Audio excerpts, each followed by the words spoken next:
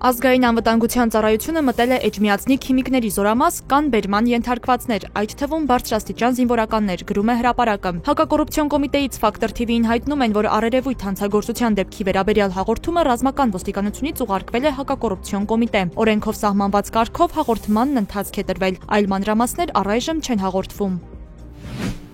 Ազգային ժողովի նախագահ Ալեն Սիմոնյանն ակնկալում է, որ Ադրբեջանի եւ Թուրքիայի նախագահները կմասնակցեն Երևանում 2026 թվականի մայիսին անցկացվելիք Եվրոպական քաղաքական համայնքի 8-րդ գագաթնաժողովին։ Միջոցառմանը մասնակցելու հրավերներ նրանց ուղարկվել են, իսկ ադրբեջանական աղբյուրներն արդեն հայտնել են, որ Ալիևն առայժմ չի պատրաստվում Երևան գալ։ Լրագրողների հետ ճեպազրույցում Սիմոնյանը նաեւ ասել է, պետք է պատրաստ լինել, որ ադրբեջանական պատվիրակություններն այցելելու են Երևան, իսկ հայկական պատվիրակությունները Բաքու։ Իհարկե կան հարցեր, որոնք պետք է քննարկվեն, մասնավորապես մեր գերիների պահվող անձանց հարցը, բայց շփումները շարունակվելու են եւ մենք այդ շփումները խորացնելու ենք, ընդգծել է Սիմոնյանը։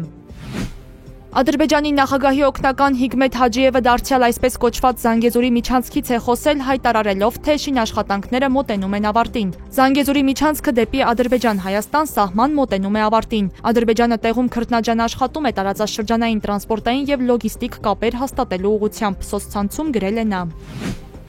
2026 թվականի պետբյուջեի նախագծում Երասխ գյուղից մինչև Նախիջևանի սահման երկաթուղու վերանորոգման համար նախատեսված միջոցներ չկան, նշել է տարածքային կառավարման եւ ենթակառուցվածքների նախարար Դավիթ Խուդատյանը։ Խորհրդարանում պատասխանելով պատգամավորների հարցերին նախարարը պարզաբանել է տարածաշրջանում տրանսպորտային ուղիների հնարավոր ապաշրջափակման համար երկաթուղային ենթակառուցվածքների նախապատրաստման ֆինանսավորում նախատեսված չէ, իսկ Մեղրիի տարածաշրջանում ենթակառուցվածքների կառավարման հարցում ԱՄՆ-ի հետ համագործակցության համակարգման հետ կապված հարցերը փոխվարչապետ Մեհեր Գրիգորյանի աշխատակազմի իրավասության ներքո են։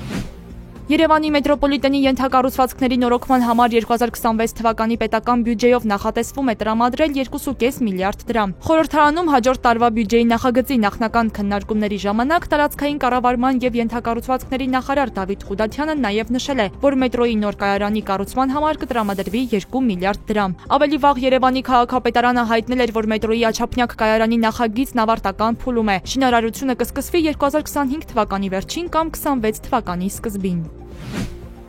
Հայաքվե միավորումը Հովհաննավանքում Նիկոլ Փաշինյանի մասնակցությամբ ծես կազմակերպելու վերաբերյալ հանցագործության մասին հաղորդում է ներկայացրել գլխավոր դատախազություն։ Միավորման ներկայացուցիչ Ավետիք Չալաբյանի խոսքով Փաշինյանը չարաշահել է իր լիազորությունները եւ միջամտել եկեղեցու գործունեությանը։ Դա ըստ Չալաբյանի դրսևորվել է ինչպես Վեհարանը կաթողիկոսից ազատելու մասին պարբերաբար հնչող կոչերով, այնպես էլ դրան հաջորդած կոչերով այցելել Հովհաննավանք ներկա գտնվելու եկեղեցու կողմից չարտոնված պատարագի։ Նա նաեւ վստահեցրել է հետամուտ են լինելու, որպեսզի իրենց ներկայացրած հաղորդումը քրեական գործառույթելու հիմք հանդիսանա։